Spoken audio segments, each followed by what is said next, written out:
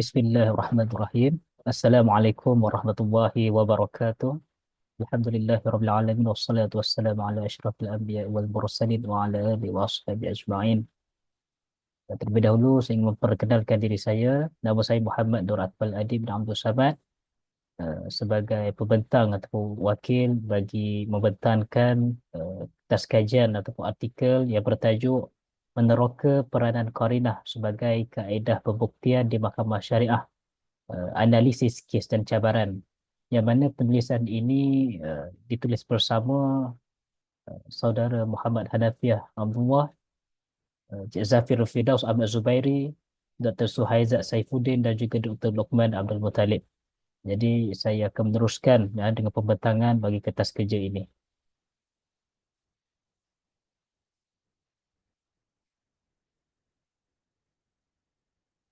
Baik, lihat kepada pengenalan terlebih dahulu berkenaan dengan kaedah pembuktian itu sendiri. Jadi pembuktian memainkan peranan yang sangat penting dalam membantu mahkamah menentukan kesahihan atau ketepatan fakta dalam sesuatu kes.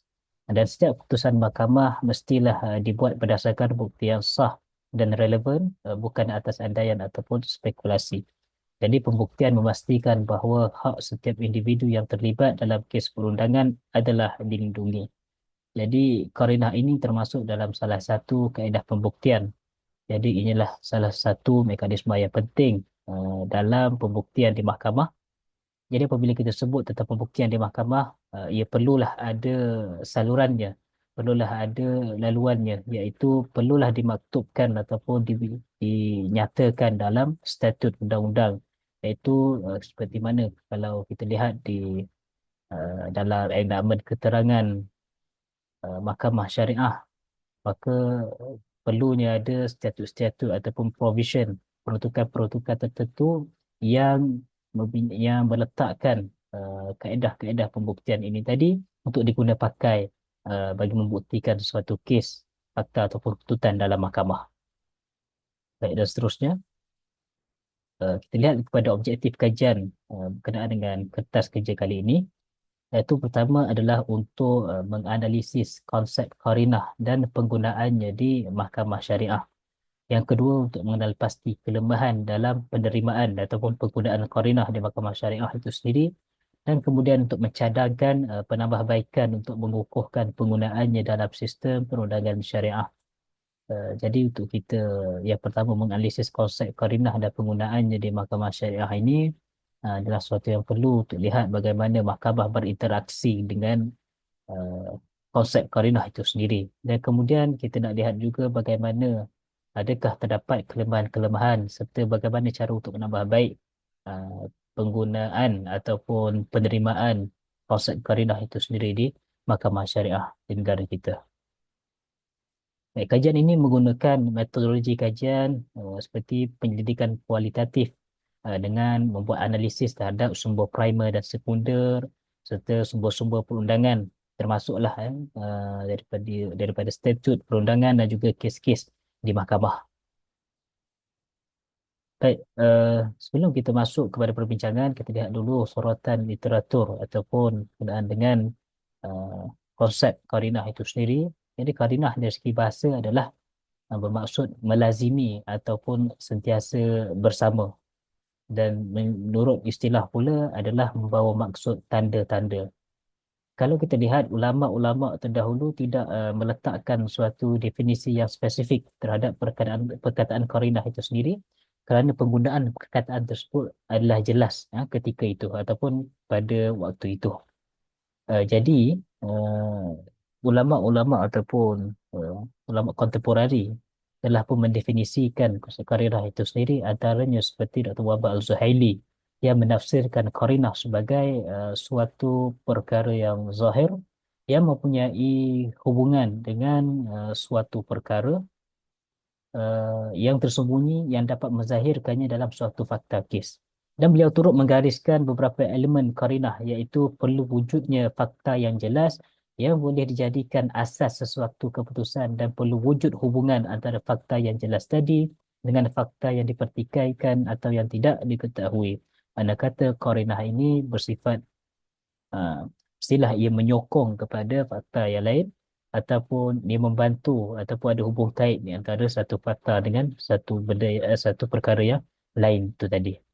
Kemudian kita boleh lihat juga antaranya adalah disebutkan juga oleh uh, Dr. Abdul Karim Zaidan, qarinah ini bermaksud sesuatu yang mampu menjadikan wujudan atau ketidakwujudan suatu perkara tersebut. Dan manakala merujuk kepada Dr. Mahmud Saidun Awang Othman, qarinah ini didefinisikan sebagai perkara yang dapat menunjukkan maksud sesuatu.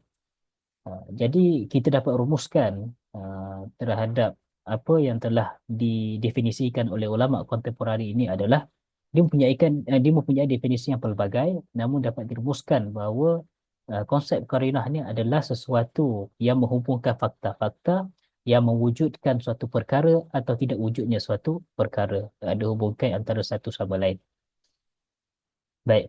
Kemudian kita lihat pula kepada darjah kekuatan qarinah itu sendiri. Ya, kekuatan qarinah itu terbagi kepada tiga dia punya darjah kekuatannya ataupun level dia punya kekuatan itu sendiri. Yang paling kuat, yang paling tinggi sekali adalah qarinah al-qat'iyah ataupun qarinah yang kuat. Ada kemudian turun kepada qarinah yang lemah iaitu qarinah ghairul qat'iyah dan akhirnya qarinah yang palsu ataupun qarinah al-kadzibah ataupun batilah. Baik, apabila kita lihat kepada qarinah al-qat'iyah dulu yang pertama, ia ditarifkan sebagai suatu petunjuk yang meyakinkan, yang mana dimaksudkan adalah membawa maksud kepada qarinah yang kuat atau yang pasti yang merangkumi tahap zon al-ghalib. Tetapi ia tidak sampai kepada al-yakin al-qat'i. Ya.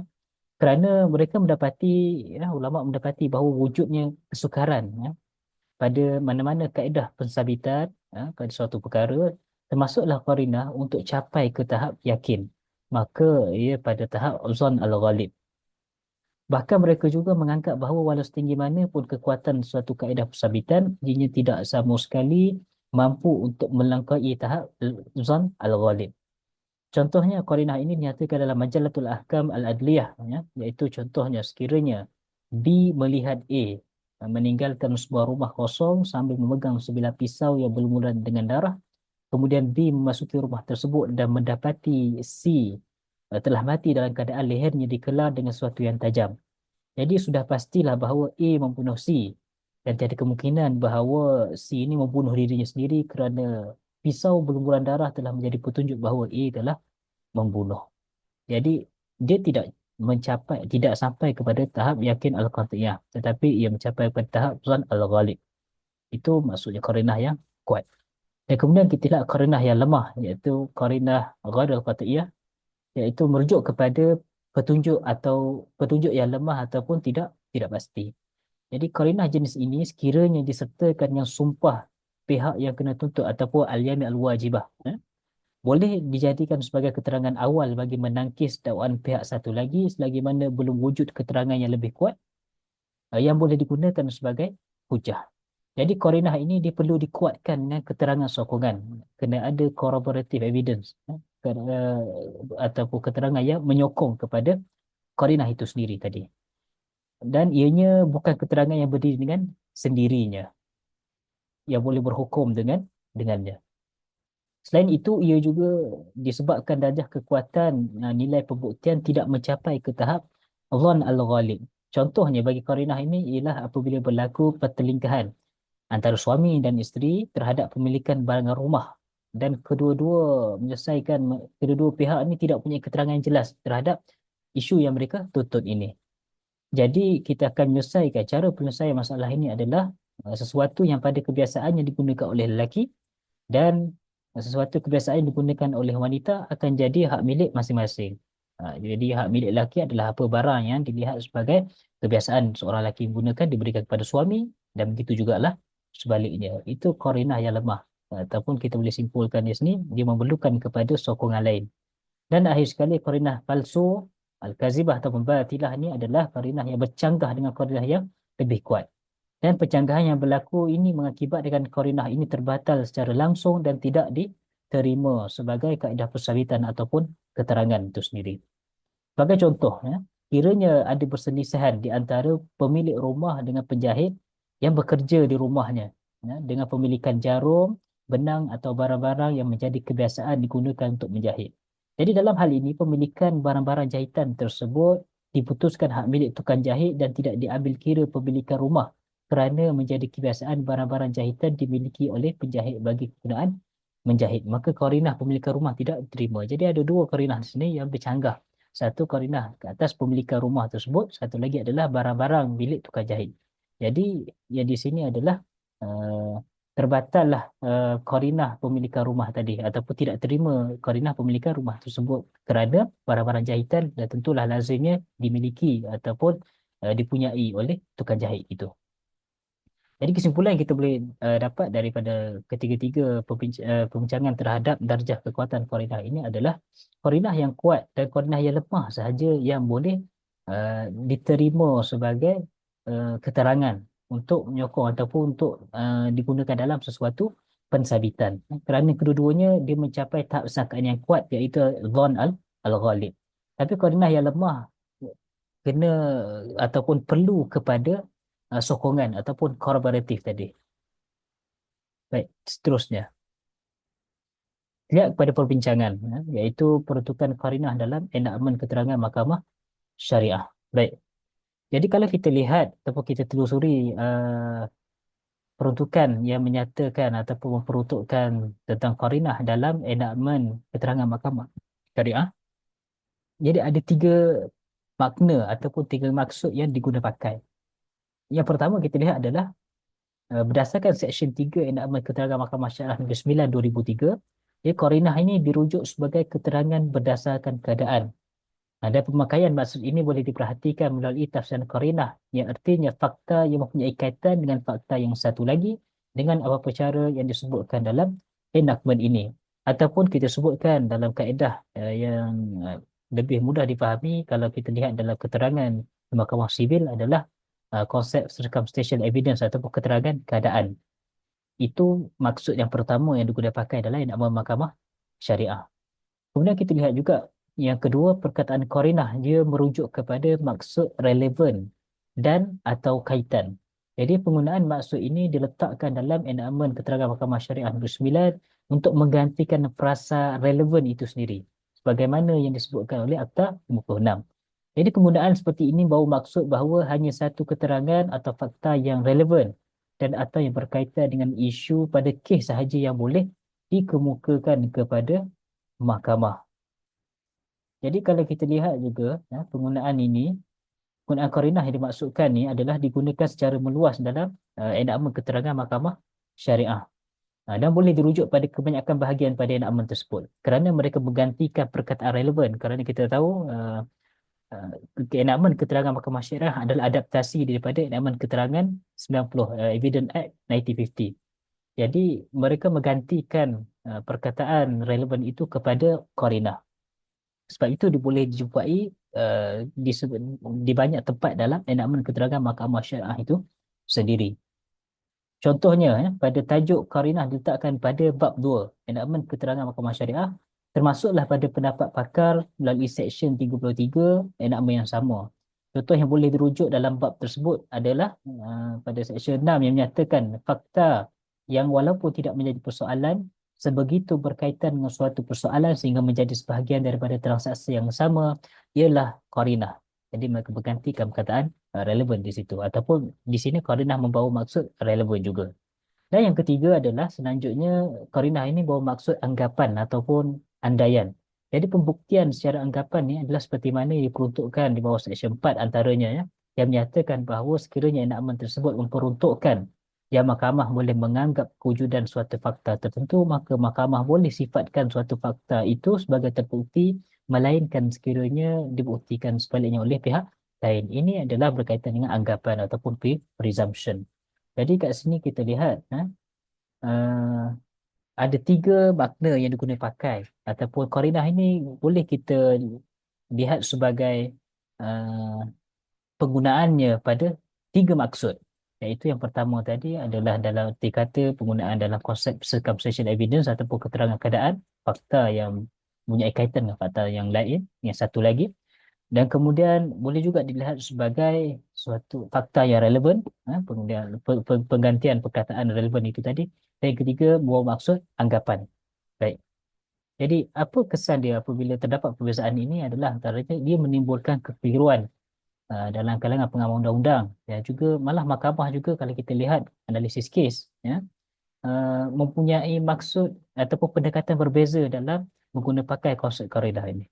Baik, kita lihat kes yang pertama ini. Kita lihat beberapa kes. Yang pertama adalah dalam kes Ediham bin Zainuddin lawan Rahimah binti Muhammad pada tahun 2015. Kes mal melibatkan penafian nasab anak.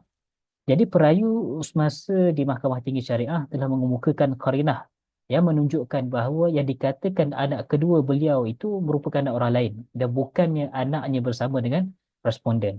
Hal ini kerana terdapat keraguan pada benih anak tersebut sehinggalah pada saat lahirnya anak tersebut. Tapi dalam kes ini, Hakim Mahkamah Tinggi Syariah telah menolak laporan bertulis pakar kimia atas alasan bahawa saksi pakar itu tidak dipanggil. Uh, dan perayu tidak untuk memberikan keterangan di hadapan mahkamah untuk buktikan bahawa anak tersebut bukan anak yang lahir daripada persetubuhan antara perayu dan juga responden. Jadi selain itu Mahkamah Tinggi juga telah menolak laporan bertulis tersebut atas faktor ketepatan ujian DNA telah dikemukakan tersebut adalah hanya 90% sahaja dan bukannya 100%. Jadi membezakan antara ketepatan dan keyakinan. Jadi ini pendekatan yang digunakan oleh Mahkamah Tinggi Syariah dalam menilai qarinah dalam bentuk keputusan laporan kimia ujian DNA. Jadi dia membezakan antara ketepatan dan keyakinan.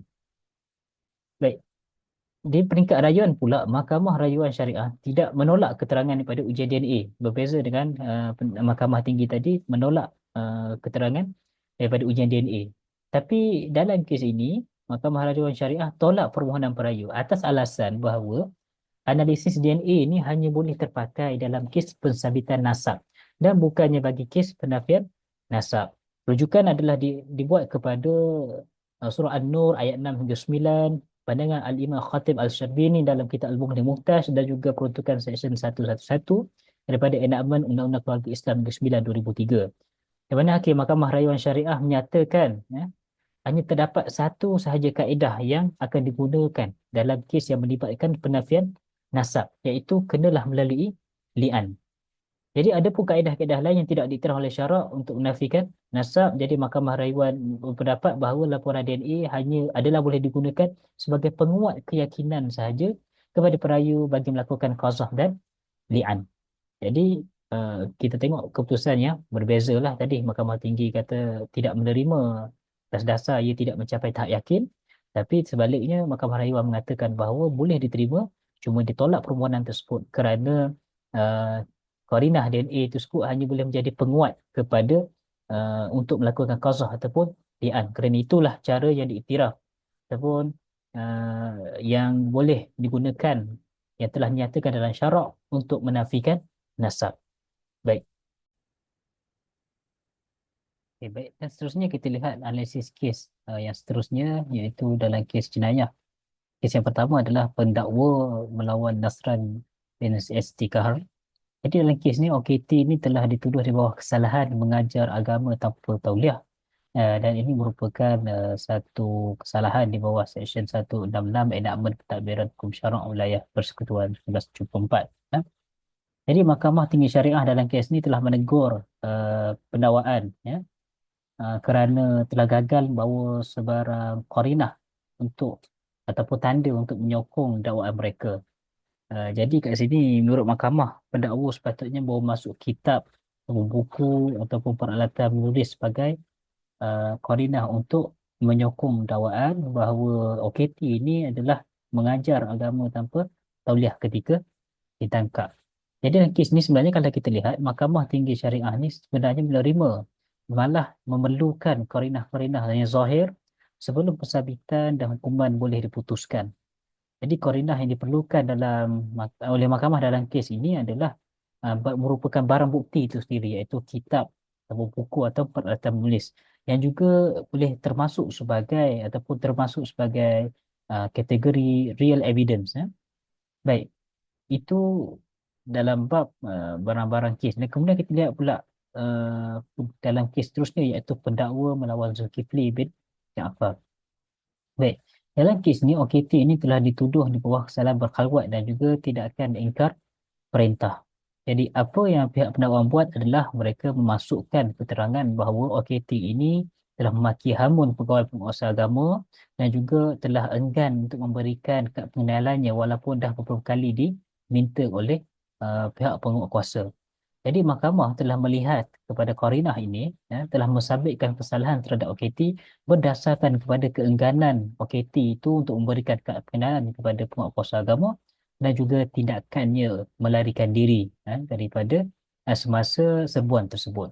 Jadi kita lihat kalau yang kes yang pertama tadi Nasran ST Kahar tadi adalah melibatkan real evidence ataupun barang bukti kes sendiri. Sama juga macam contoh sekiranya kesalahan meminum arak, jadi botol arak ataupun gelas yang diminum tu dikira sebagai real evidence ataupun barang bukti itu sendiri korinah kepada kesalahan tersebut ataupun sambitan terhadap fakta tersebut. Tapi dalam kes Zulkifli bin Jaafar pula korinah terima adalah keterangan ataupun fakta bahawa uh, OKT ini tadi telah melakukan tindakan-tindakan tertentu yang boleh mensabitkan kepada kesalahan yang didakwa ke atasnya. Baik. Dan kemudian, jadi kalau kita lihat berdasarkan kes-kes yang dirujuk ini, jelas bahawa qarinah ni sememangnya diguna pakai sebagai salah satu kaedah pembuktian di mahkamah syariah. Jadi baik dalam kes jenayah ataupun kes mal, kedua-duanya diguna pakai. Dalam kes jenayah, kebiasaannya ataupun lazimnya, qarinah ini diguna pakai sebagai salah satu kaedah pembuktian dalam mensabitkan dan memutuskan suatu kes. Penerimaan dan penggunaan qarinah sebagai kaedah pembuktian banyak membantu para hakim dan membuat keputusan bagi sesuatu kes di mana pensabitan tidak dapat diputuskan akibat daripada ketiadaan bukti-bukti utama untuk membuktikan satu-satu pertuduhan atau pensabitan melalui kaedah pembuktian utama seperti kesaksian ataupun syahadah ataupun pengakuan ataupun al-iqrar. Jadi sekiranya mahkamah syariah tolak penggunaan qarinah sebagai kaedah pembuktian, maka sudah tentulah sukar untuk membuat pensabitan terhadap satu pendakwaan. Dan juga pendakwaan jenayah ni menyebabkan banyak pendakwaan tidak dapat disabitkan terhadap tertuduh. Sebagai contoh, kita lihat dalam kes-kes jenayah yang kebiasaannya berlaku secara tersembunyi. Contohnya seperti kesalahan khalwat, minum arak dan seumpamanya. Jadi sukar bagi pihak pendakwaan ni nak dapatkan bukti ataupun direct evidence. Jadi seperti keterangan saksi, penyaksian asyahadah itu sendiri, qarinah seperti bau arak ataupun keadaan tertuduh ketika tangkapan, resip pembelian dan lain-lain. Ini dia boleh jadi qarinah bahawa individu ini telah melakukan kesalahan tersebut. Sama juga dalam pertuduhan bagi kesalahan khalwat. Keadaan tertuduh ketika serbuan ataupun tangkapan termasuklah kat mana ataupun keberadaan tertuduh itu sendiri, keadaan biliknya, keadaan tempatnya, yang tempat serbuan tersebut, tempat tertuduh tu dijumpai, boleh jadi qarinah bahawa tertuduh sememangnya bersekedudukan ataupun melakukan kesalahan khalwat.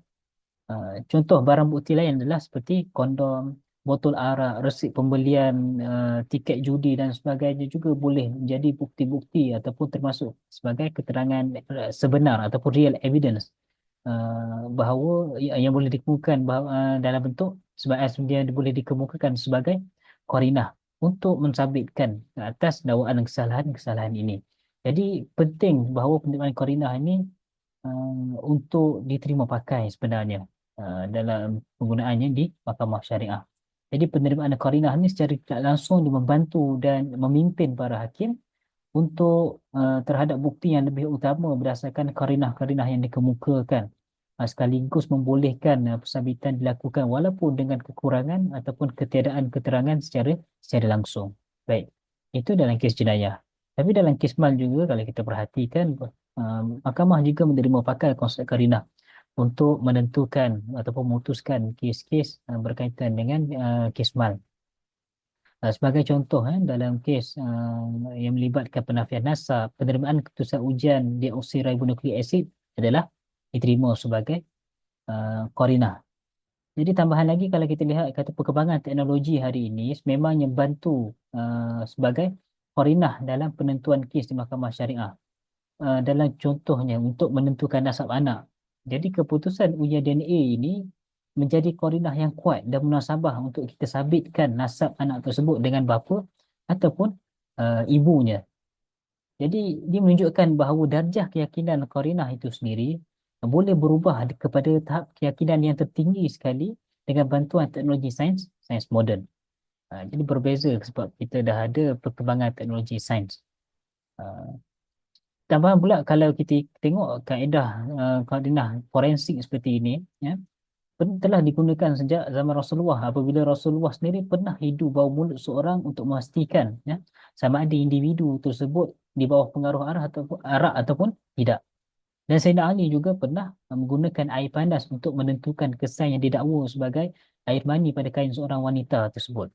Jadi kaedah-kaedah saintifik ataupun kaedah melalui forensik seperti ini, dia telah berkembang pesat pada zaman ini. Sudah tentunya dia membantu untuk menjadi qarinah dalam pembuktian satu-satu perkara di mahkamah. Ya, dan dia juga menjadikan qarinah ni sebagai qarinah dalam kategori qat'iyah yang tiada keraguan padanya. Walau bagaimanapun, dalam konteks penerimaannya di mahkamah syariah, pemakaian qarinah ini masih menjadi cabaran. Apabila sebahagian hakim menggunakan pendekatan berbeza dalam berinteraksi dengan qarinah. Sebagai contoh, ya, kita lihat istilah qarinah ini membawa maksud dan konotasi yang berbeza dalam enakmen keterangan mahkamah syariah sendiri. Sebagai contoh, kita lihat Seksyen 3 enakmen keterangan mahkamah syariah, qarinah ini adalah keterangan berdasarkan keadaan ataupun circumstantial evidence. Tapi dalam masa yang sama juga ianya dianggap sebagai qarinah ataupun fakta yang berkaitan apabila mampu melahirkan sesuatu tanggapan tentang wujud atau tidak fakta ataupun persoalan fakta isu dalam sesuatu kes. Jadi dapat kita fahami bahawa qarinah ini dia tidak dapat berdiri dengan sendiri dan hanya menyokong kepada fakta persoalan ataupun isu itu, fakta isu. Contoh dalam kes khalwat, fakta persoalan lelaki ataupun perempuan yang berada dengan orang lain yang bukan mahramnya di tempat yang tersembunyi dapat disokong dengan qarinah seperti keadaan tertuduh yang tidak berpakaian ataupun keadaan bilik ataupun katil tempat yang mereka dijumpai itu yang memungkinkan wujudnya perlakuan khalwat. Tapi wujud kekeliruan apabila terdapat hakim yang menyamakan keterangan dokumentar sebagai qarinah. Sedangkan keterangan dokumentar ni salah satu kaedah pembuktian lain yang khusus, ya, yang berbeza dengan qarinah itu sendiri. Jadi hal ini kerana berdasarkan enakmen keterangan mahkamah syariah, qarinah juga bawa maksud fakta yang relevan untuk dikemukakan kepada mahkamah, iaitu makna yang kedua yang kita bincangkan sebentar tadi, fakta yang relevan. Kalau kita lihat dalam konteks keterangan di mahkamah sivil, jadi konsep yang sama juga digunakan pakai untuk menyimpulkan suatu fakta persoalan ataupun fakta isu dengan ambil kira fakta berkaitan dengan fakta relevan yang bersifat sokongan ataupun korporatif. Tapi dalam konteks keterangan mahkamah syariah, qarinah juga ni tafsirkan sebagai keterangan keadaan yang turut digunakan pakai di mahkamah sivil. Jadi dua konsep yang berbeza kalau kita lihat dalam enakmen dalam akta keterangan di mahkamah sivil. Tapi di dalam mahkamah syariah digunakan perkataan yang sama iaitu qarinah. Baik, walau bagaimanapun mahkamah sivil ni bezakan kedua istilah tersebut. Sebagai contoh, circumstantial evidence dan juga persoalan fakta dan persoalan isu yang relevan itu tadi. Jadi berbeza kedudukannya ataupun cara penggunaannya di mahkamah syariah. Uh, Mahkamah syariah menggunakan kedua-dua konsep ini dengan istilah dan terma yang sama.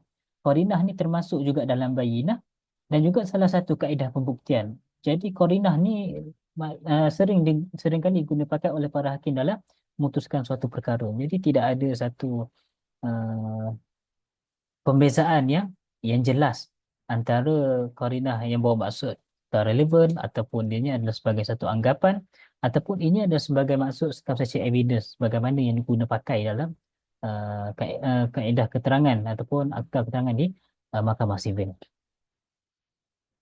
Baik, jadi sebagai kesimpulannya adalah pemakaian qarinah di mahkamah syariah ini kita tak dapat nafikan kepentingannya, tetapi terdapat keperluan supaya undang-undang keterangan mahkamah syariah ini diperhalusi dan diperjelaskan terhadap penggunaan istilah qarinah itu sendiri. Yang mana pada masa ini dia memberikan maksud yang berbeza. dan boleh menimbulkan kekeliruan.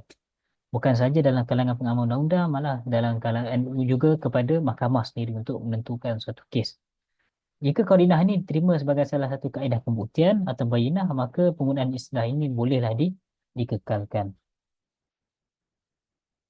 Baik, dan ianya tidak akan menjejaskan peruntukan dalam enakmen keterangan mahkamah syariah itu sendiri kerana konsep tersebut telah pun selaras dengan prinsip syarak. Dan kita lihat juga jika qarinah itu hendak difahami sebagai faktor relevan, jadi perlu ada pemisahan yang jelas antara qarinah dan juga bayyinah, supaya keduanya tidak dianggap sebagai konsep yang sama. Jadi dengan memperjelaskan konsep dan penggunaan qarinah, kekeliruan dalam kalangan pengamal undang-undang dapat diatasi sekaligus memastikan proses kehakiman dilaksanakan dengan lebih adil dan saksama. Dan ia juga dapat memperluaskan penerimaan qarinah sebagai kaedah pembuktian yang lebih kukuh di mahkamah syariah, dan menjadikan penggunaannya lebih setanding dengan kaedah pembuktian yang digunakan pakai di mahkamah sivil. Sebab kalau kita lihat di mahkamah sivil, penggunaan atau keterangan berdasarkan keadaan atau presentasi evidence ini digunakan secara meluas, dan terbukti berkesan dalam membantu hakim membuat keputusan dalam pelbagai kes. Oleh itu, perlu kita jelaskan konsep dan penggunaan qarinah itu untuk elakkan kekeliruan dalam pengamal undang-undang dan juga dalam kalangan mahkamah itu sendiri. Baik, itu sahaja pembentangan daripada saya uh, mengenai kertas kerja qarinah, melihat kepada kajian terhadap kaedah pembuktian itu, analisis kes dan cabarannya. Uh, Terima kasih. Assalamualaikum warahmatullahi wabarakatuh.